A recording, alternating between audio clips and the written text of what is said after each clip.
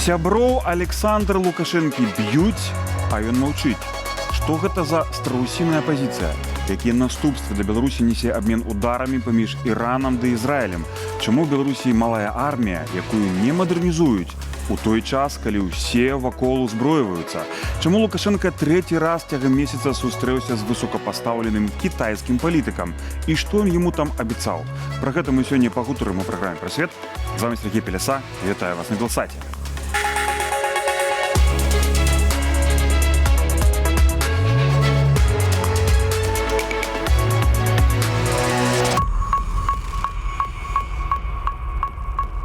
А со мной у студии уже мой коллега, соведовец Дмитрий Мицкевич. Притань, Дмитрий. Вітаю. Ну, першае пытанне, якое ўзнікае, так? Лукашенко, які любіць каментаваць все палітычныя падзеі, выбары, усе войны. У выпадку канфлікту, абвастрэння канфлікту паміж Ізраілем і Іранам заняў такую дзіўную, маўклівую пазіцыю. А ён жа не нейтральны бок у гэтым канфлікце. Іран – гэта блізкі партнёр рэжыму Лукашэнкі, частка так званай восі зла. На твою думку, чым можна патлумачыць вось такую страусіную пазіцыю? Засунуў галаву ў песок і робіць выгляд, што нічога не адбываецца. Я думаю, па-першае, гэта таксама класічная пазіцыя Лукашэнкі, што ён жа з любымі саюзнікамі, пакуль у іх все добра.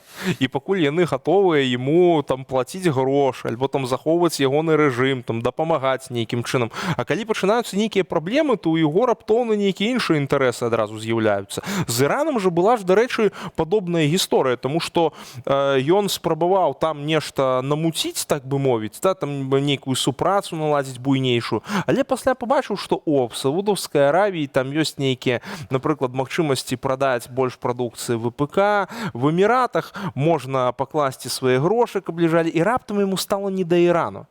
І таму тут, такая ж сітуацыя, што калі раптам у Ірана ўзніклі сур'ёзныя праблемы, то ён публічна, як мінімум, ад каментароў устрымліваецца, таму што, можа, і пабайваецца таксама.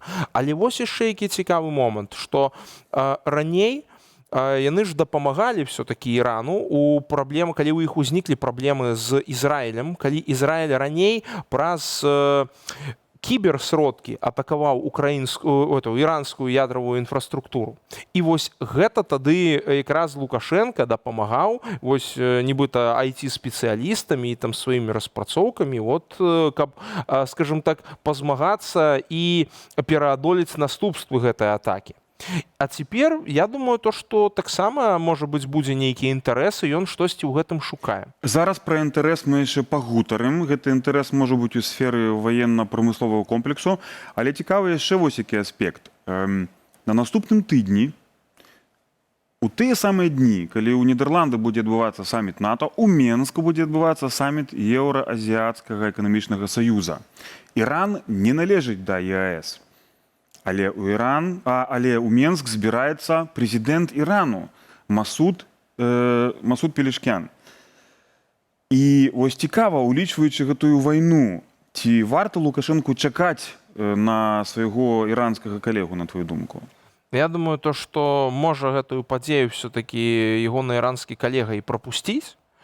Але тут важна таксама гэта будзе такім знакам, тому ўсё ж таки мы таксама, калі рыхтаваліся да праграмы, узгадвалі, як Лукашенко летаў в Белград, які быў там пад бомбардыроўкамі, і цяпер ці ён з Тэгеранам будзе захоўваць такую ж шчыльную супрацу і будзе дэманстраваць такія жэсты. Лукашенко, толькі нагадаем, Лукашенко ж не проста лётаў у Белград, каб падтрымаць Слабодана Мілошевіча, бо тады Югаславію бомбілі натоўскія самалёты.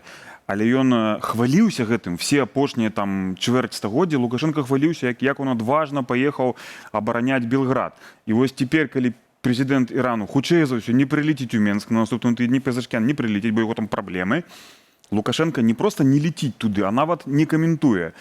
Калі казаць вось про то, што ты закрануў, калі каротка, так? Вось у сферы ВПК. Мы ведаем, што Беларусь пастаўляла між іншага тэхніку для супрацьпаветранай абароны. Калі цяпер гэта супрацьпаветраная абарона знішчаная, хутчэй за ўсё, ці ёсць шанец Лукашэнку нават нагрэцца, так бы мовіць, на бядзе іранскіх саюзнікаў? Нагрэцца, я думаю, шанс ёсць, і ён адмыслова на яго будзе спадзявацца, бо як раней ён ужо там дапамагаў змагацца з наступствамі ізраільскіх кібератак, то цяпер дакладна будзе паспрабуе влезці, каб дапамагчы у наступствах в пераадоленні наступстваў атак мілітарных уже, да? Таму што сродкі супрацьпаветранай абароны ў Беларусі ёсць, радарныя сістэмы ёсць, і прытым яны даволі высокай якасці. Так што тут пытанне толькі, ці атрымаецца у Лукашэнкі гэта зрабіць, паколькі все гэтыя таварныя пазіцыі вельмі запатрабаваныя ў Расіі. І таму гэта не толькі ягонае пытанне, гэта пытанне таксама і Масквы. Так супала, што падчас ці пасля, скажем так, аперацыі павуціння удару украінцаў па расійскай авіяцыі і падчас абвастрэння канфлікту Ізраіль-Іран Лукашенко рэзка зацікавіўся дронамі. Вось што з гэтага выйшла? Прапаную паглядзець сюжэт. І хочацца і колецца. Лукашенко наведаў цэнтр падрыхтоўкі і прымянення беспілотных авіяцыйных комплексаў у Бярозаўскім раёне на Берасцейшыне, де загадаў вайсковым чыноўнікам добра падумаць, ці варта масава рабіць дроны ў Беларусі. А яшчэ нагадаў пра неабходнасць мадэрнізаваць армію, якая толькі ў прапагандысцкіх сюжэтах выглядае непераможнаю. Віталь Бабін. Прыехаў, каб асабіста знаёміцца з беспілотнікамі, якія стаяць на ўзбраенні беларускага войска. Вы определились, какие нам беспилотники нужны? Нараду ў цэнтру падрыхтоўкі дронаў пачалі са справаздачы кіраўніка Генштабу. Павел Муравейка павёў прысутным пра стварэнне ў Беларусі войскаў беспілотных авіяцыйных комплексаў. На данные войска возложены задачи по ведению воздушной разведки, нанесению огневого поражения противнику, наведению и корректировке огня, выполнению обеспечивающих функций в интересах других специальных войск. Первый элемент – это ворота ангара. Лукашэнку прадэманстравалі практычныя навыкі дронаў, падчас чаго ўзнікалі дадатковыя пытанні. Следующий элемент За ветку зацепился, он упадет. – он падает, да. Ужо пасля прэзентацыі дыктатар усё ж пахваліў айчынных аператараў, аднак зрабіў важнае ўдакладненне. Но это он показал очень сложное упражнение и комплекс этих упражнений. Так точно. А на войне ему, может быть, в форточку один раз надо залететь и все. Паводле Лукашэнкі ў Беларусі больш лясоў. У адрозненні ад Украіны, дзе пераважна адкрытыя тэрыторыі, гэта ўплывае на тактыку выкарыстання дронаў. Ён мяркуе, што варта распрацоўваць 3-4 виды беспилотников. С большой долей вероятности они не будут популяризированы в Беларуси. Если в России пытаются готовить операторов с 7 лет, то есть это в виде игры, там школьники, дети, да, вот давайте вот операторы, то в Беларуси нет. Почему? Потому что все прекрасно понимают, что рано или поздно против Лукашенко этой техника будет применена. Таму лепш не захапляцца дронамі, заявіў галоўнакамандуючы, а мадэрнізаваць іншыя віды ўзбраенняў. Галоўнае гранатамётчыкі, аўтаматчыкі і кулямётчыкі. Тым больш варта ашчаджаць грошы. Не получится ли так, что со временем опять будем ахать и охать, беспилотники угрохали столько денег, а они оказались, ну не то что совсем ненужными, они нужны будут долгое время, а может быть и всегда, но они оказались не совсем тем оружием, на которое мы рассчитывали. Ці не таму, што нягледзячы на браваду дзяржаўнай прапаганды пра сілу і моц беларускай арміі, ад якой дрыжаць войскі НАТО, вайсковыя выдаткі Беларусі ў параўнанні з суседзямі можна назваць сціплымі. Гэтак Расія і Украіна, што ваююць паміж сабою, выдаткоўваюць 7 і 34% свайго ВУПа адпаведна. Дзяржавы Балтыі каля 3-4%, Польша амаль 4%, калі глядзець на леташнія звесткі. Чаму ж тады Беларусь вылучае на вайсковыя патрэбы толькі 2% свайго валавога ўнутранага прадукту, улічваючы фактор вайны, якая цягнецца каля межаў нашай краіны ўжо амаль 3,5 гады. Белорусская экономика зависит от российской на 67%. На 67%, и, возможно, здесь кроется какое-то пояснение, что в случае чего нас будет защищать Российская Федерация, и нам нет необходимости вкладываться в свою собственную оборону. Таму прасцей пакласціся на Расею, якая прадала свайму галоўнаму хаўрусніку вайсковыя знішчальнікі Су-30 СМ-2. У канцы траўня ў Беларусь даставілі чарговую партыю гэтых летакоў, кожны з якіх можа каштаваць каля 50 мільёнаў долараў. Магчыма, гэта Москва, не зацікаўленая ў тым, каб Беларусь мела сваю моцную армію. Мы же прекрасно знаем, что вот начальник Генштаба и глава Совбеза белорусского — это же две самые большие пророссийские фигуры, которые вполне возможно ретранслируют волю Москвы. Не надо Беларуси танки. Окей, не надо. Не знаю, там вкладывайте в казармы, вкладывайте, не знаю, там стреляйте, бегайте. Но вот прогрессивная техника вам не нужна. І Крэмль добра ведае стаўленне беларусаў да магчымага паглынання нашай краіны Расіяй. Асабліва зразумелым гэта стала пасля падзеяў 2020 года.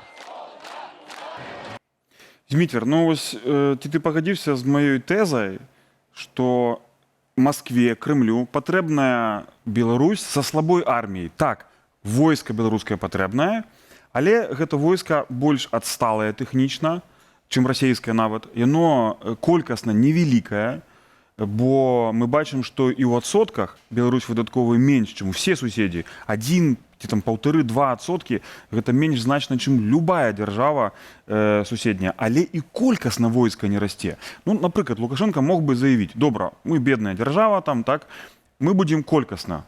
Ёсць толькі тэрытарыяльная абарона, нейкае там народнае апалчэнне, але гэта не тыя сілы, якія, калі што, абароняць яго. Вось што ты думаеш пра гэта? Ці не можа быць часткай палітыкі Масквы утрыманне Беларусі такім аслабленым войскам? Гэта частка палітыкі, якая рэалізуецца ў тым ліку і праз самога Лукашэнку. Таму што мы нагадаем, што праз весь час ягонага кіраўніцтва Міністэрства абароны гэта самае слабаўплывовае міністэрства. Ягоны ўплыў на ўзроўні Міністэрства культуры.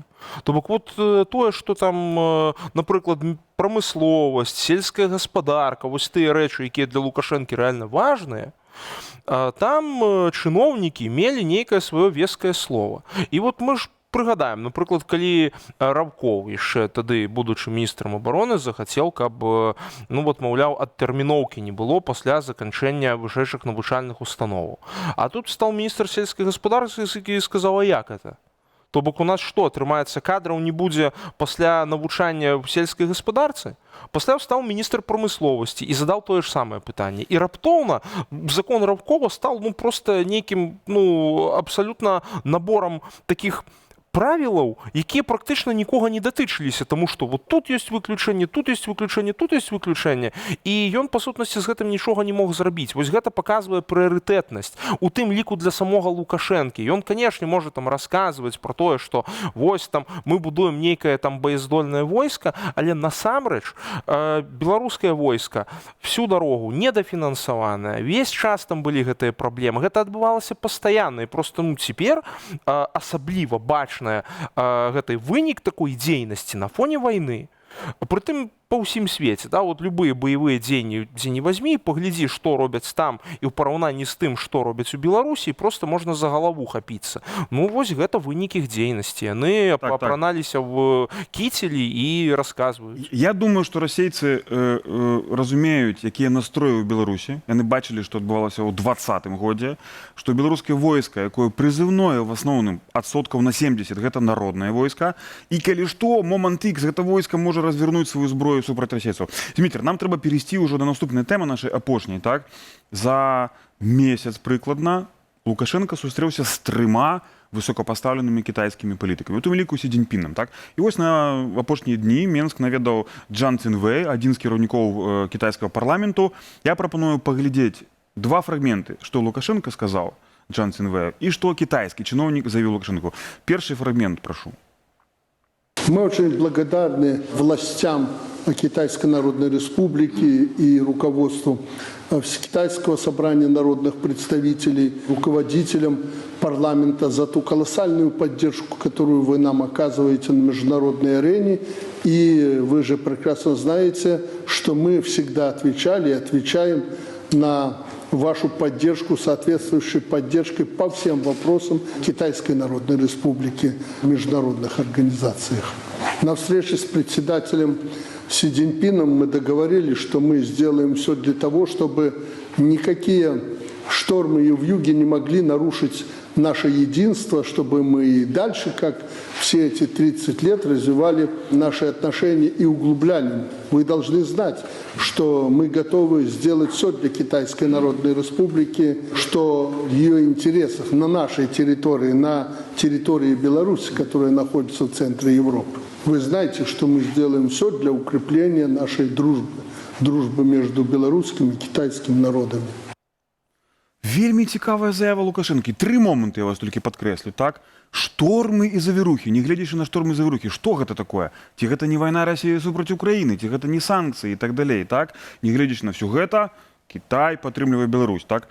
Лукашенко кажа пра каласальную падтрымку Беларусі на міжнароднай арэне. І ўзамен кажа, што мы падтрымліваем Кітай. Я думаю, што гэта значыць вось што Кітай падтрымлівае Лукашенку у дачыненнях з Расіяй, так, падтрымлівае ягоны вось такі абмежаваны сабе суверэнітэт, а Кітай, в сваю чаргу, патрабуе Беларусі на міжнароднай арэне. Як ты гэта бачыш? Ну так, сапраўды, тому што падобна, што тут Лукашенко ж наўпростава намекае, што Кітай дапамагае яму нейкім чынам заставацца на плаву ў гэтых міжнародных справах, у стасунках не толькі з Расіяй, але яшчэ і з Захадам. Тому что все ж таки праз Лукашенку ведется гандаль з Захадам китайскімі таварамі. І тут Лукашенко разумее сваю, так бы мовіць, важнасць у гэтай схеме, ну але ён разумее у той жа момант, што все ж таки гэтая схема існуе толькі і выключна дзякуючы Кітаю. І ягонаму жаданню вось гэты шлях трымаць, што гэта вот ідэя Сі Цзіньпіна мець вось гэты чыгуначны шлях, там нібыта новую шаўковы гэты пояс і гэтак далей.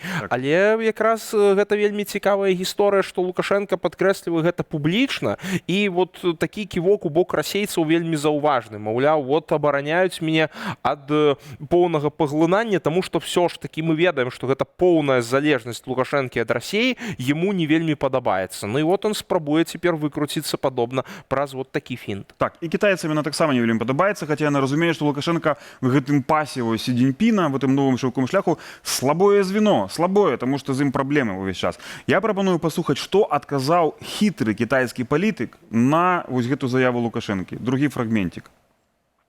Пользуясь этим случаем, я также хотел бы поздравить вас, господин президент, с 80-й годовщиной победы СССР в Великой Отечественной войне. Белорусский народ принял удар и сразу начал первый выстрел. Проявил героизм и патриотизм. Это не может не вызвать у нас восхищение и высокую оценку. Мы высоко оцениваем и важный вклад белорусского народа в победу в мировой антифашистской войне. Неуклонно обеспечивая мир во всем мире, китайская сторона готова совместно с белорусской стороной твердо стоять на страже итогов победы во Второй мировой войне и международной справедливости, формировать сообщество единой судьбы человечества. Змітра, глядзі, як цікава. Кітайцы, яны бачаць уклад беларускага народу, ён першым взяўся за зброю і перамог. А яны нават не сказалі, што разам з расейцамі беларускі народ першым, так? І вось Кітай стаіць на стражы, на варце таго, каб вось гэты лад пасля другой вайны застаўся, так? І для Беларусі ў гэтым ролю, і для Лукашэнкі, так? Як ты гэта ўспрымаеш? Ну тут гэта таксама момант, які карэлюе з расійскай прапагандай, таму што яны ж кажуць, што яны таксама стаяць на варце таго ладу, які склаўся пасля другой сусветнай вайны. Толькі яны-то сабе яго бачаць такім чынам, што яны валодаюць паловай Европы, кантралююць все гэтыя краіны, і тое, што адбылося пасля 90-го году, калі сацыялістычны лагер быў дэ-факта знішчаны, ну, Расія прызнаецца несправедлівым, яны хочуць узнавіць гэты кантроль, яны адкрыта гэта дэкларуюць. Таму гэтая заява носіць вельмі цікавы характар. Яна можа якраз сведчыць аб тым, што кітайцы дэкларуюць сваю падтрымку вось гэтаму шляху, абранаму Расіяй, і таксама рэжымам Лукашэнкі, які кажа аб тым, што ну вот мы, маўляў, за захаванне такога парытэту, што, праўда, Расія не лічыць сённяшні парытэт нейкім справедлівым. Яны адкрыта кажуць, што вось адбыўся там несправядлівы перадзел свету. Мы, маўляў, выступаем за там дэкаланізацыю, за тое, каб вернуць все так, як было пасля другой сусветнай. Вось той парадак, які ўсталяваўся, вельмі добры, а цяпер в Европе паднялі галаву нашчадкі нацыстаў, якія працягваюць захопліваць новыя тэрыторыі. Так. І вот Ну, мне здаецца, што все-таки, вось, не глядзячы на эту дэкларатыўнасць, на практыцы ёсць вялікія адрозненні. Все-таки Расія вядзе агрэсіўную вайну супраць Украіны, і не толькі, так, в іншых дзяржавах таксама, але Кітай і на дэкларатыўным узроўні, як вось Джан Цинвэй сказаў Лукашенко, пра мір, мы за мір ва ўсім міре, але на практыцы все-таки Кітай, хаця і падтрымлівае Расію, то адкрыта ён не ўдзельнічае ў войнах і іх не вядзе. І в гэтым ёсць вялікае адрозненне паміж Расіяй і Кітаем. Расія слабая эканамічна, Кітай воюе хутчэй эканамічна. Змітр, вялікі дзякуй табе за твой каментар. Наш час уже скончваецца, час скончваць нашу праграму. Я заахвочваю тых, хто не паспеў паглядзець, шукаць наше відэо пра свет на YouTube-канале Белсат News, подписываться, комментовать, что вы думаете про дачыненне Лукашенко с Китаем, але подписываться и комментовать только тады, калі для вас гэта бяспечна. Для вас працавалі я, Сергей Пеляса, и мой коллега Дмитрий Мицкевич. Бывайте и трымайцеся.